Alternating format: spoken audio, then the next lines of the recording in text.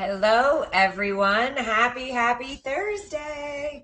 Yeah, it is Thursday. It is May. It is May Gray. It is Tumor Awareness Month. As you see, I'm wearing my gray again today. I'm making every effort this month to wear something gray, whether it's going to be clothes or socks or nail polish or something along those lines. One, as a reminder to me that this is a month that we spread awareness. But two, as just a reminder to all of you that I really am making an effort to honor this month. I don't think I've ever quite put this much effort into May Gray, but I really want to at this stage. And I think that part of this has come through, talking to so many of you and doing our support groups. I just realize more and more how much we all need each other and how much effort we need to make in this arena to support each other. And so I'm just making Gray very much a May focus of mine. Anyhow, I hope this is filming. I can't even tell if I'm on, but I'm going to assume I am. And if any of you are watching and have any questions, please feel free to chime in. But I wanted to just take a moment to talk about some of the most common questions that I get answered, whether it's in a support group or at a one-on-one session with people. The most common questions, maybe your questions, in which case let's go there and let's address them. So the one I get most often is, how long should I wait to get my MRI results? So many of us are going in and getting these MRIs with contrast and waiting full of anxiety for the results. Has it grown? Do I need surgery? Am I okay? Do I get another year clear? There's so much worry that goes in between the time frame of having your MRI and then, of course, getting the results. And I'm really shocked to find that some people are waiting 3-4 months to hear back from the office to get results from their doctor. And I think that that's really not very good care. So that's a personal opinion. I don't know. I know other countries have different ways of doing things and different cities and states even. And I'm now talking to people from all over the world. But I would want those results sooner than later. So I say do whatever you need to do to fight to get the answers that you know that you need. The fact of the matter is once the MRI is done and you leave, they have the pictures, they have the images, they have the results. So there's no reason that someone can't sit there and look at them sooner than 3 or 4 months. They might be choosing not to. They might be piled up on a stack of paperwork for people. But at the end of the day, it's done, and you really should have some answers and some results. And I know if it's not urgent, maybe they don't make an effort to come and let you know because it's not a red flag report and it's not super pressing. At the end of the day, you have a tumor in your brain and you want to know that it's not urgent. And waiting doesn't mean always that it's not urgent, and you don't know that. And so call the office every day if you have to. I say if your MRI is done, you call and call and call until you get your answers, because that's what I would do, because I don't sleep very well until I know the answer. And I'm very fortunate. My doctor, I get my MRI at 7 in the morning and I have a 9 a.m. appointment, and he goes over everything with me and he pulls up all of my MRIs before, during, before, immediately after, and now from post craniotomy. And I get to see it all. So I get to see how it's healing and get my clean bill of health or feedback on we have to do something. But yeah, it's nice that I wait 2 hours and some of you are waiting 2 and 3 months. So just keep that in mind. I don't think the wait needs to be as long as it is for many of you. So put in some effort to make some noise and get out there and get those results if you can. Another question I get asked very often is, how long should I go in between my MRIs? Now, this is such a heavy weighted question because every single one of our cases is different. We all have different variables when it comes to these conditions. And you really have to kind of go with the one that's most comfortable for you. So for many people on watch and wait who have tumors that are not growing, initially it's discovered, you might get a scan, an MRI about 6 months, 3 and/or 6 months later. And then if they notice that it's not growing, you can probably wait a year and go every year. Once you hit that 5 to 7 mark range, if it's still not growing, they might say come every other year. But generally speaking, most of us get an MRI at the very least once a year, just to confirm no growth, to get that another year clear status. And a long length of time would be probably 18 months to 24 months, so around the 2 year mark, where that's a long window of time where something could happen and it could grow, and you at least would want to get one. There are people who have pretty rapidly growing tumors that need to be paid more attention to. They might be getting scans every other month. And there's others who, they might have had, it's more of like a calcium deposit. It doesn't really look concerning, and they might be able to go a longer time in between. So it is really different for each patient, each one of us. It looks different, but for the majority of us, we're going at least once a year. And I really encourage you, if that is your protocol, whatever your protocol is, do not skip it. You never know what's going to happen, especially since this condition hits females the majority of the time. Our hormones are crazy. And anytime our hormones shift, these tumors can grow. A lot of them are hormone based, and we know that when people get pregnant, it triggers growth. We know menopause sometimes can trigger these things. Just it's better to stay a little bit ahead of it and on top of it than to let too much time go in between and just assume that everything's okay. So that's my best answer there. Another question I get asked very often is, how do I know if I should have surgery? I keep saying, they keep telling me stay on watch and wait. It's not a big deal. And then you see a neurosurgeon, and a lot of times they want to take it out. Neurosurgeons want to cut. Neurologists and general practitioners often think it's not a big deal. You can watch and wait.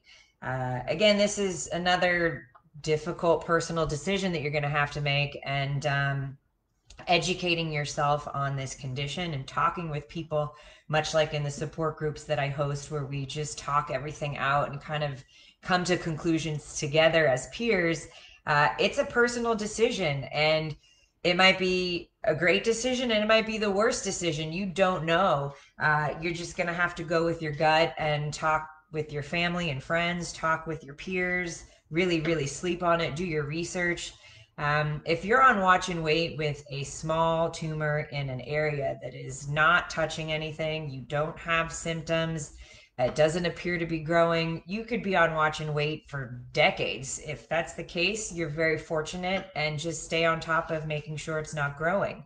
If it's growing, even if it's growing really slowly, you do have to be really cautious, because that was my case. I started off with this tiny little pea-sized tumor, 8 millimeters. Nothing to worry about. Guys, this was 9+ years ago for me. I was naive. I didn't know any better. They're like, it's no big deal. A lot of people have these. We'll just keep an eye on it and you're fine. And fast forward 6 years later, I went 2 years without an MRI. Still kind of one of my wish I had gone in sooner moments, because it grew, and it grew into the main vein. And at that point, it was a problem. And the neurologist knew it would be a problem given where it grew. She didn't predict it would grow that way. I probably should have seen a neurosurgeon sooner, but again, I was naive. I was not super educated on this, and I wish, looking back, I had done more.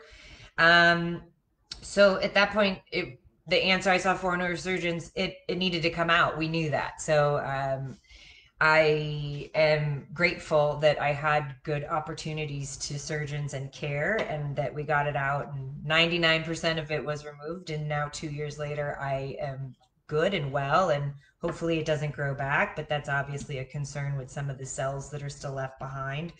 But I kind of wish that I had maybe seen a neurosurgeon sooner and considered taking it out sooner, just given much less worry with it not having latched on to anything. Uh, but what am I going to do, right? I can't cry over spilled milk. It is what it is. So you're really just going to have to go with your gut and your heart on this one. And I think talking to your peers is really very, very valuable. So again, if ever you want to jump in on one of our support groups, it's amazing how much we learn. It's better than Google and doctors and nursing teams have ever been, because we're the patients, and we're the ones who are very silenced, because we live in our own little worlds trying to fight our own little battle and not worry anyone around us with it. It's very much an invisible diagnosis, right? We look fine. We're not really doing any particular treatment or physical therapy for our tumors. Yet we're usually very full of anxiety and worry over it at different stages of the diagnosis. So, um, the surgery decision is tough, and there's complications with surgery. There's also complications with keeping it in, and some people really just want it out and they do surgery too soon, and they sometimes have deficits, and others let it grow and they wait too long, and sometimes things happen. So hi Lisa, good afternoon, I see you.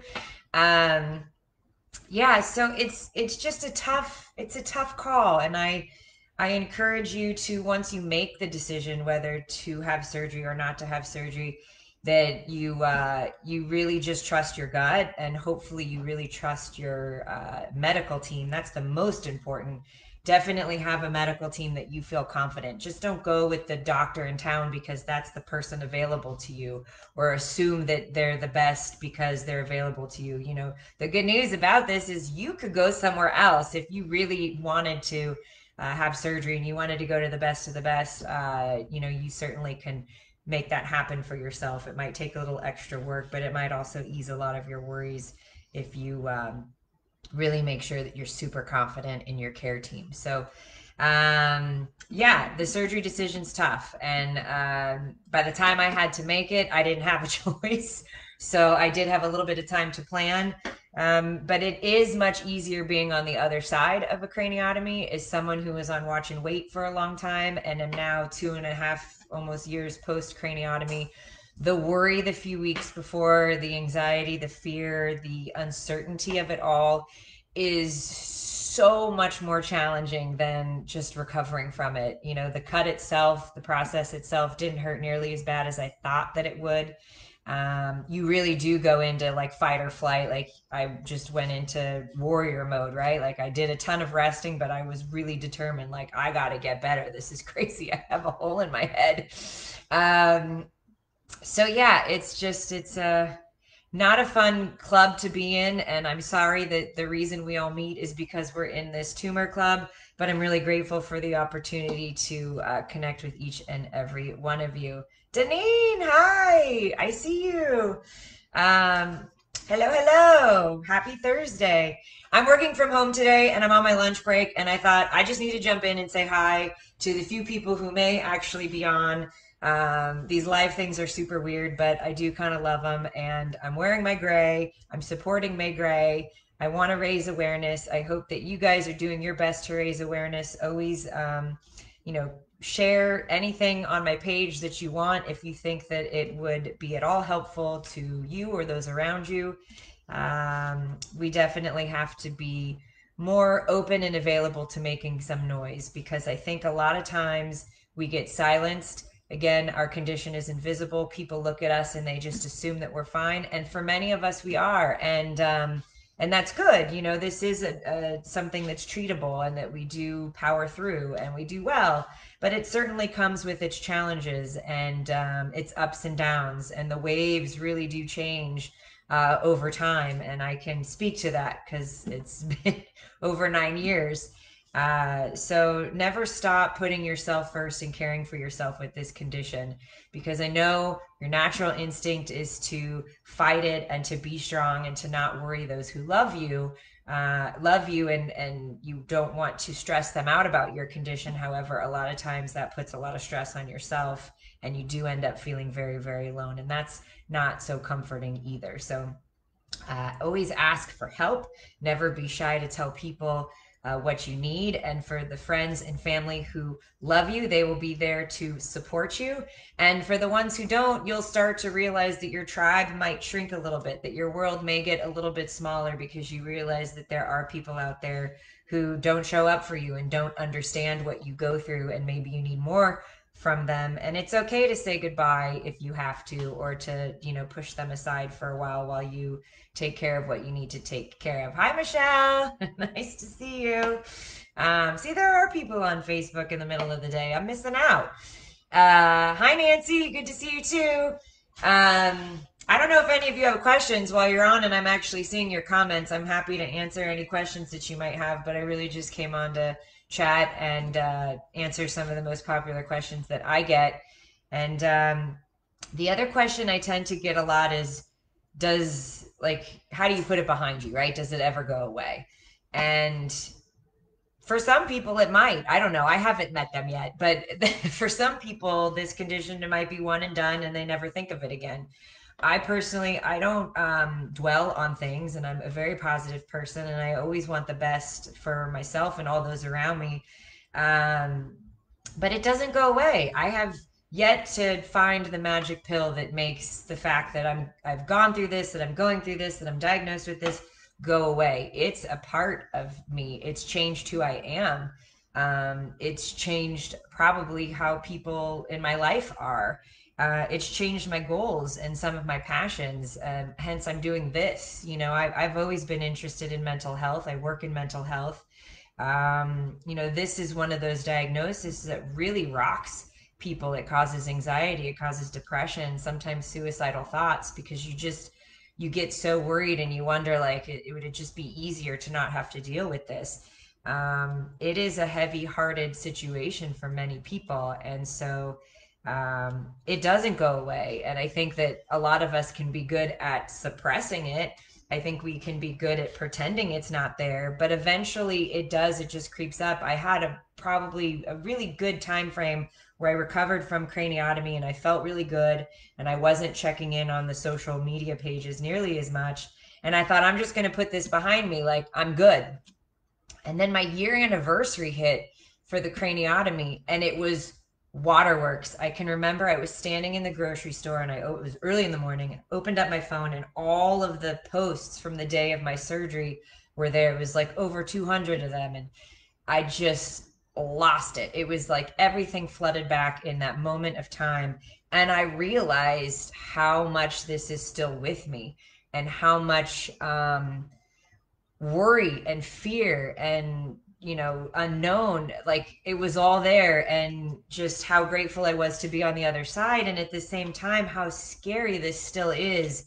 And it was really then, it was that was kind of the biggest turning point to start focusing on this more and bringing people together, because I totally didn't expect it to hit me in the way that it did. And wow, was that a moment for me. So it doesn't go away. And I say, don't let it go away. You know, feel it, be present with it, talk about it, share it. It doesn't have to ruin your life or stop your days, and it certainly doesn't have to bring anyone that you know and love down. But you can't run from it. It's scary, and it's part of who you are. And I really do accept that and embrace it. And that's why I chat with all of you guys. So, Deneen, that's very sweet. Thank you. You're all inspiring to me. I'm grateful to be here and to pull us all together. But I wouldn't have gotten through any of my surgery or any of this without social media and kind of finding ways to connect with people who help bring me some calm. Let's see. Lisa, I'm 6 months post-op on the 11th of this month. Way to go. Congratulations. Your MRI. I'm praying for you too. Get those results. Get them timely, whatever you do. Pressure behind your eyes, which tear, especially at night. That's not uncommon. There's a lot of shifting that happens in the brain that first about year and a half. It gets weird for a while.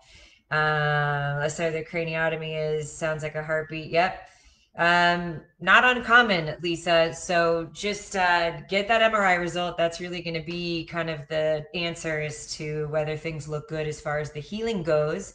And as far as you're going to, like, weird stuff happened recovering from craniotomy, the ringing in the ears, if I slept too long on one side, I felt like really dizzy sometimes. The pressure, kind of everything healing and moving around post craniotomy. It's a long recovery. They say usually around 12 to 18 months for your bone to really start to truly heal, and for the fluids to kind of fill up the space in which they've removed the tumor. There's a reason there's so much fatigue related to this recovery, and it's because it's just truly a bit of a challenging and tough recovery. So I think that's all probably very natural. and part of the process. And I look forward to you telling us how things turn out when you get your MRI results. So totally keep us posted. Okay, it's been, I don't think I've ever even sat on this Facebook Live thing for this long. It's been about 20 minutes. I have a 30-minute lunch break and I do actually want to eat. So I'm going to go grab my lunch. You guys know where to find me. If you haven't joined a support group, join. I want to meet you. I want to know you. I know the people who join regularly want to meet you and they want to know you. It's an amazing, amazing hour together, usually closer to an hour and a half. We talk about everything. There's really no topic that's off limits as far as this condition and just kind of nurturing our way through it. And in a world of a whole lot of people around us who don't know about our condition or don't understand it, in that time, in that space, we are connecting and we are getting it and we are supporting one another. And if we cry, we laugh, we vent, or we talk about constipation, it doesn't even matter. We talk about it all. It's really, really great. So I hope to see those of you who will be on next time, and anyone who wants to join, please join us. I will Facebook Live again one of these days. And yes, Lisa, I will enjoy my lunch. You guys enjoy your early weekend. It's Thursday, so we're in the home stretch, and it's May Gray. I appreciate every one of you, and I'm going to be wearing my gray to honor every little bit of what we go through. So have a great afternoon, a good weekend, and I appreciate you guys. Bye.